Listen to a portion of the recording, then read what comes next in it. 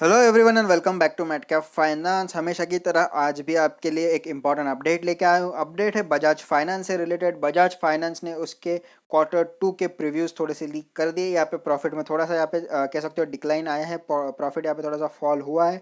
तो वही सारी चीज़ें हम यहाँ पे देख लेंगे, साथ ही साथ देख लेंगे चार्ट पे किस तरीके की पोजीशन बन रही है, बाइंग करना वर्थ रहेगा या नहीं, बाइंग पोजीशन है, सेलिंग पोजीशन है, होल्ड करना है, सारी चीज़ें इसमें देख लेंगे। तो वीडियो को एंड तक ज़रूर देख लेना। सीधा चलते हैं न्यूज़ के ऊपर में।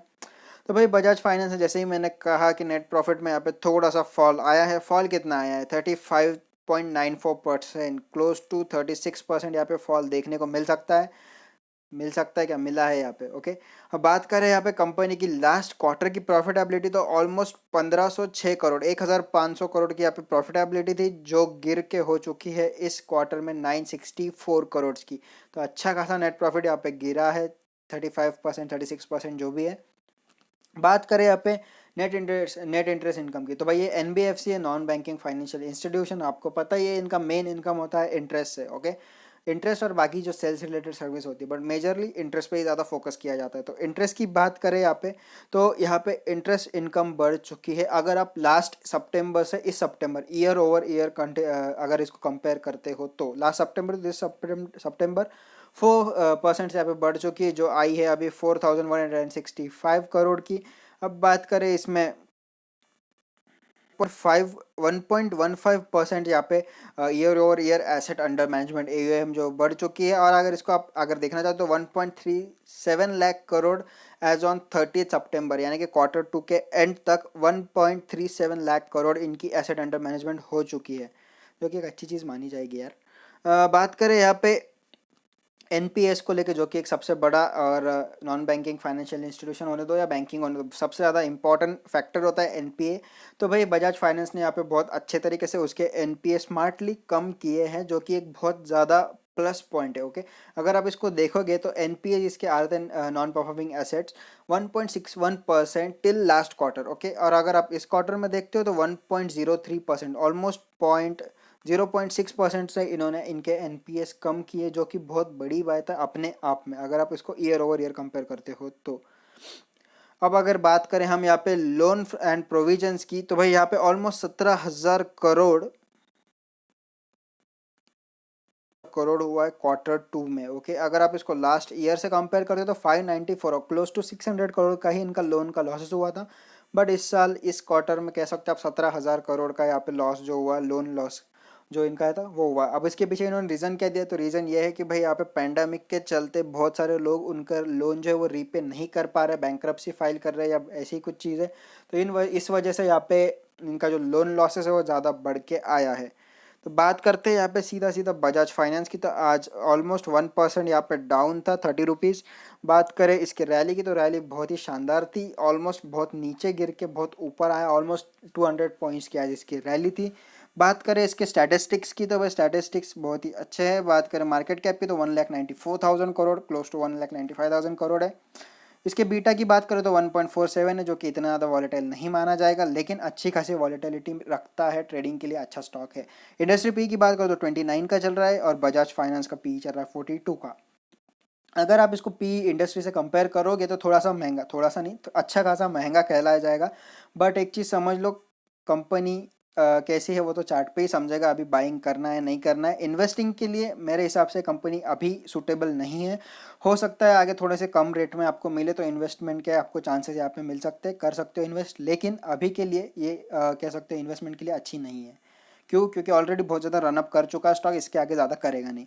डिलीवरेबल्स की बात करें तो 9.13% की डिलीवरीज हुई है, यहाँ पे ज़्यादा नहीं हुई है। स्ट्रेंथ की बात करें तो 7 स्ट्रेंथ है। ओके, पहली वाली नेट कैश फ्लो बढ़ रहा है, अच्छी चीज़ है। आरओसी भी बढ़ रहा है लास्ट 2 ईयर से, रिटर्न ऑन कैपिटल एम्प्लॉयड। अब यहाँ पे नेट प्रॉफिट की ग्रोथ की बात करें तो प्रॉफिट मार्जिन और नेट प्रॉफिट लास्ट क्वार्टर से यानी क्वार्टर ऑन क्वार्टर बढ़ रहा है। यहाँ पे नेट प्रॉफिट की बात करें तो लास्ट 2 साल से एनुअली भी इनका नेट प्रॉफिट बढ़ रहा है। बुक वैल्यू पर शेयर वो भी इम्प्रूव हो रही है फ्रॉम लास्ट 2 ईयर्स। और बात करें प्रमोटर प्लेजिंग की, तो यहाँ पे जीरो प्रमोटर प्लेजिंग है, और एफ आई यहाँ पे उनकी स्टेक जो है वो बढ़ा रहे हैं। बात करें वीकनेसेस की, तो ऑलमोस्ट इक्वली 6 वीकनेसेस है। पहली, म्यूचुअल फंड वाले यहाँ पे शेयर होल्डिंग डिक्रीज कर रहे हैं, और एक जन कर रहा है, वो कौन कर रहा है? वो है प्रमोटर्स। दोनों यहाँ पे उनकी शेयर होल्डिंग डिक्रीज कर रहे हैं। नेट प्रॉफिट और profit margin year over year कम हो रही है, क्वार्टरली बढ़ रहा है लेकिन सालों साल आप अगर देखोगे तो कम हो रहा है, ईयर ओवर ईयर कम हो रहा है। कंपनी पर डेट बहुत ही ज़्यादा है।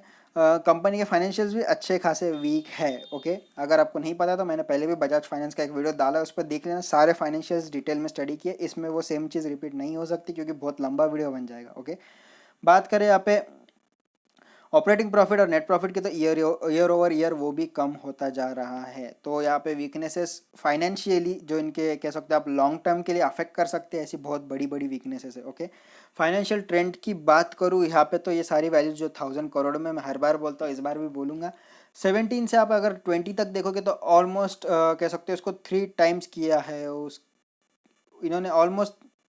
ओ सॉरी, स्क्रीनशॉट आ गया, हो जाता है कभी कभी।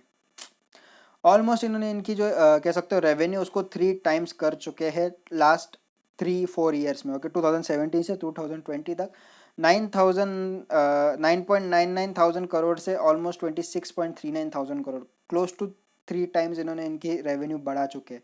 अब यहाँ पे इनकम की बात करोगे तो क्या, तो 5 टाइम्स ऑलमोस्ट यहाँ पे इन्होंने इनकी इनकम जो प्रॉफिट है वो बढ़ाया है 5 टाइम्स। कह सकते हैं अच्छी खासी प्रॉफिट बना रही है company. Okay, but due to pandemic अच्छे से परफॉर्म नहीं कर पा रही। अब अगर मैं यहाँ पे देखूंगा तो आप हर साल तो यहाँ पे देखते ही हो कि अच्छे खासे नंबर से बढ़ रहा है, बट अगर आप डायरेक्टली 5 साल का एनालिसिस करोगे तो आपके समझ में आ जाएगा किस तरीके से यहाँ पे इनकी प्रॉफिटेबिलिटी कह सकते हो 200-300% से बढ़ रही है। ओके, तो अच्छी खासी कंपनी है, यानी कि ये कह सकता हूँ मैं कि भाई कंपनी टूवर्ड्स ग्रोथ बहुत अच्छी है, भले ही फाइनेंशियल वीक हो लेकिन इनकी जो प्लानिंग है फॉर फ्यूचर पर्सपेक्टिव बहुत ही ज़्यादा अच्छी है। अब कंपैरिजन कर लेते हैं भाई इसके पीयर्स के साथ में। तो पीयर्स कौन है इसका सबसे बड़ा, भाई मुथूट फाइनेंस। बट यहाँ पे एक बहुत इंपॉर्टेंट पॉइंट आता है, वो चीज़ मैं आपको बताऊंगा, पहले हम देख लेते हैं कंपैरिजन। तो मुथूट ने यहाँ पे 79.74 क्लोज टू 80% के रिटर्न्स दिए पिछले एक साल में। बजाज फाइनेंस ने कितने दिए, क्लोज टू 20%, वो भी माइनस में। ओके, तो यहाँ पे इतना बड़ा डिफरेंस क्यों आता है, तो एक चीज़ समझ लो कि मुथूट फाइनेंस जो ये गोल्ड लोन सर्विस प्रोवाइड करती है। ओके, तो यहाँ पे हुआ ये है कि जिन लोगों ने मुथूट से गोल्ड लोन लिया होगा तो बदले में वहाँ पे गोल्ड तो रखा ही होगा। अब हुआ ये है कि गोल्ड पहले चल रहा था कुछ 35-40 के आसपास में, अभी गोल्ड की वैल्यू कितनी हुई थी आपको भी पता है, क्लोज टू 55K। ओके, तो हुआ ये कि इनकी जो एसेट्स थी वो अचानक से बढ़ गई। क्यों बढ़ गई, क्योंकि गोल्ड की प्राइस ऑलमोस्ट 20,000 पर कह सकते हो 10 ग्राम्स बढ़ चुकी है। तो यही रीज़न है कि भाई मुथूट की प्रॉफिटेबिलिटी यहाँ पे ज़्यादा दिख के आ रही है, यही एक मेजर रीज़न है। तो होता यह है कि लोग भाई जनरली क्या देखते हैं, इनके एसेट्स बढ़ते जा रहे हैं और बहुत ज़्यादा ड्रास्टिकली बढ़ने के वजह से लोगों ने इसमें जम के बाइंग की, शेयर का प्राइस शूट हुआ और यहाँ पे इनको हुआ अच्छा खासा, शेयर होल्डर्स को मुनाफा क्लोज टू 80%। तो यही एक मेजर रीज़न है कि इतना ज़्यादा डिफरेंस है। इसका जो डिफरेंस है इतना ज़्यादा एक्चुअली नहीं आना चाहिए, but just because of gold के जो प्राइसेस है वो ऑलमोस्ट 20,000 से बढ़ चुके, दैट्स वाई इतना बड़ा रीज़न यहाँ पे जो डिफरेंस आया है। बात करें शेयर होल्डिंग पैटर्न की, तो ऑलमोस्ट प्रोमोटर के पास 56% शेयर है, म्यूचुअल फंड वालों के पास 7%, डीआईएस के पास 10%, फॉरेन वालों के पास 21% और अदर पार्टीज जैसे ही हम लोग अपने पास है भाई 12.4% के यहाँ पे स्टेक्स। अब बात करते हैं रिटर्न्स की, तो पिछले एक साल में -4 के, सॉरी पिछले एक वीक में, नॉट एक साल में, एक वीक में ऑलमोस्ट -4% के रिटर्न्स दिए। सेक्टर ने -1% और निफ्टी ने -0.28%। एक मंथ के रिटर्न की बात करूँ तो ऑलमोस्ट 3% माइनस में है, सेक्टर -0.6 है और निफ्टी 6.11% है। एक साल के रिटर्न्स की बात करूँ तो ऑलमोस्ट 21% माइनस में है बजाज फाइनेंस, सेक्टर 14% माइनस में और निफ्टी 2% पॉजिटिव है। अब 3 साल में देख लेना कितना अच्छा परफॉर्म किया है। 3 साल में बजाज फाइनेंस ऑलमोस्ट 75% प्लस है। तो भाई 3 साल में आप, जैसे मैंने कहा, ग्रोथ टूवर्ड्स ग्रोथ इनकी जो कह सकते हो आप प्लानिंग है बहुत ही ज़्यादा ज़बरदस्त है।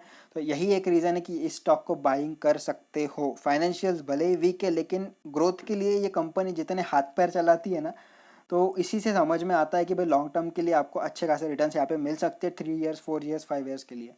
सेक्टर की बात करोगे तो -8.6% और निफ्टी 17% पॉजिटिव था। अब बात कर लेते हैं चार्ट की, तो जैसे आपको चार्ट दिख ही रहा होगा, यहाँ पे सडन शूटअप आना चालू हुआ फ्रॉम 2017 टू 2020। ओके, ये पिछले 3-4 साल जैसे हमने चार्ट पे भी देखा वो वाले कि रेवेन्यू जो है ऑलमोस्ट 3 टाइम्स हो चुका था और प्रॉफिट 5 टाइम्स हो चुका था। यही रीज़न है भाई यहाँ पे प्रॉफिटेबिलिटी बढ़ी और चार्ट पे भी इतना बड़ा डिफरेंस आपको 2017 से दिख रहा है। मंथली चार्ट में देखा जाए तो भाई यहाँ पे स्टॉक जो है कंसोलिडेट कर रहा है, ये वाला आप यहाँ पे एक देख सकते हो कंसोलिडेशन में है अभी। पिछले 3-4 मंथ से। और अगर आप देखोगे तो 20 डेज मूविंग एवरेज का सपोर्ट भी ले रहा है। और अगर आप इस कैंडल को थोड़ा सा जूम करके देखोगे तो एक डोजी कैंडल बन रहा है, यानी कि यहाँ पे न्यूट्रल है बायर्स और सेलर्स। एक वीक का एनालिसिस पे देख लोगे आप तो यहाँ पे एक चीज़ समझ में आ जाएगी, स्टॉक पे यहाँ पे बड़ा बहुत ही बड़ा फॉल देखने आया था पैंडेमिक के चलते, लेकिन आफ्टर पैंडेमिक अच्छा खासा यहाँ पे ग्रोथ भी दिखा। उसके बाद में यहाँ पे हुआ ये कि फिर से एक फॉल एक्सपेक्टेड है। फॉल कितना होगा वो अभी देखा जाएगा, लेकिन वीकली एनालिसिस के हिसाब से थोड़ा सा इसको जूम कर देता हूँ आपके लिए। तो यहाँ पे बनी है एक ड्रैगन फ्लाई कैंडल। आपको पता है ड्रैगन फ्लाई एक बुलिश कैंडल है, एक डाउन ट्रेंड के बाद में एक ड्रैगन फ्लाई बनता है कुछ इस तरीके का। तो भाई यहाँ से मार्केट जो ऊपर की तरफ शूट अप होने के चांसेस ज़्यादा होते हैं। यहाँ पे ये ले रहा है 100 डेज मूविंग एवरेज का सपोर्ट। और यहाँ पे एक चीज़ समझ लो और एक कि भाई अभी बहुत दिनों से लॉन्ग लॉन्ग टर्म से कह सकते हैं आप, पिछले कुछ वीक से यानी कि कुछ ऑलमोस्ट 2 महीने से जो है कह सकते हो यहाँ पे डाउनवर्ड्स है। तो यहाँ पे जो आने वाले कल के मतलब परसों जो यहाँ पे रिटर्न्स Q2 के जो भी आएंगे रिटर्न, सॉरी थोड़ा सा फंबल कर रहा हूँ मैं। हाँ, तो Q2 के यहाँ पे जो भी कुछ रिजल्ट्स आएंगे हो सकता है ये थोड़े से नेगेटिव है, क्योंकि प्रॉफिट इनका थोड़ा सा कम हुआ है। तो यहाँ पे मेरी आशंका ये है कि थोड़ा सा डाउनफॉल आएगा। तो जिसको बाइंग करना है भाई थोड़ा सा इसको अच्छे से सुन ज़रूर लेना, ओके। तो थोड़ा सा जूम कर देता हूँ आपके लिए। यहाँ पे एक चीज़ समझ में आ रही है कि भाई यहाँ पे फिर से एक ड्रैगन फ्लाई डोजी बन रहा है। और यहाँ पे देख सकते हो कि बुल्स कितने ज़्यादा अग्रेसिवली बाइंग कर रहे हैं, ओके। और एक चीज़ यहाँ पे समझने वाली ये है कि ये 2 मूविंग एवरेज का सपोर्ट ले रहा है। यहाँ पे 50 डेज और 100 डेज मूविंग एवरेज का भी सपोर्ट यहाँ पे लिया जा रहा है स्टॉक के ज़रिए, ओके। तो यहाँ पे एक यही एक इंपॉर्टेंट चीज़ है कि स्टॉक 50 डे और 200 डे मूविंग एवरेज को, सॉरी 50 डे और 100 डे मूविंग एवरेज को नहीं तोड़ रहा है, ओके। थोड़ा सा जूम कर लेते हैं इसको, थोड़ा सा क्लियरली हो जाएगा हमारे लिए कि कहाँ पे बाइंग करनी है। तो एक चीज़ समझ लो, इसके लिए अभी मेजर रेजिस्टेंस कौन सा है, ऑलमोस्ट 3320 का, ओके। अगर ये इसके ऊपर जाता है तो इसमें बाइंग करने की कह सकते हैं एक अपॉर्चुनिटी दिख के आ जाएगी आपको। अगर आप इसके ये लेवल पे अगर आप बाइंग कर लोगे तो टारगेट क्या रहेगा, तो आपका टारगेट आएगा क्लोज टू दिस, ओके। ये एक मेजर रेजिस्टेंस है, यहाँ पे 2 बार इसने प्राइस को रिजेक्ट किया है।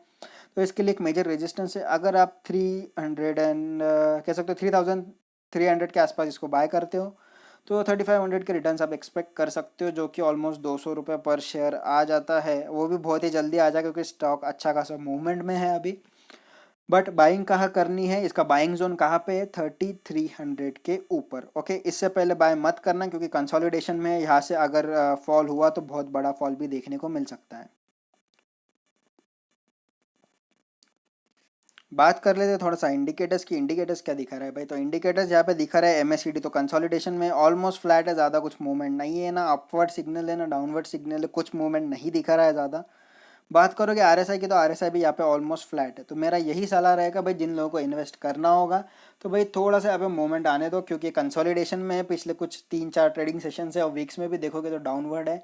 थोड़ा सा इसमें कंसोलिडेशन आने दो। अगर आपको बाइंग करना है तो जैसे मैंने कहा 3300 के ऊपर बाइंग कर सकते हो, ये इसका बाइंग जोन है। और आपको टारगेट जैसे मैंने कहा 3500 तक का आप यहाँ पे टारगेट लेके चल सकते हो। बाकी आपके ऊपर कब इन्वेस्ट करना है कब नहीं करना है, मेरा एनालिसिस मैंने आपके सामने रख दिया। तो भाई ये वीडियो आपको पसंद आया होगा तो लाइक शेयर करना तो भूलना बिल्कुल भी मत। सब्सक्राइब ज़रूर कर देना चैनल को, और बेल आइकन दबाने के बाद ऑल बटन पर टिक कर देना। और एक चीज़ बताना चाहूँगा भाई, कुछ भी डाउट आता है वीडियो से रिलेटेड या कोई भी फाइनेंशियल टर्म से रिलेटेड तो कमेंट में ज़रूर लिख देना यार। स्टॉक का भी कोई रिव्यू चाहिए होगा तो डाल देना कमेंट में, मैं ज़रूर उसको देखूंगा और रिप्लाई दूंगा आपको। और उस पर वीडियो भी बना दूंगा अगर सूटेबल कमेंट रहा तो। भाई बस आज के लिए इतना ही। Thank you, bye bye and happy trading.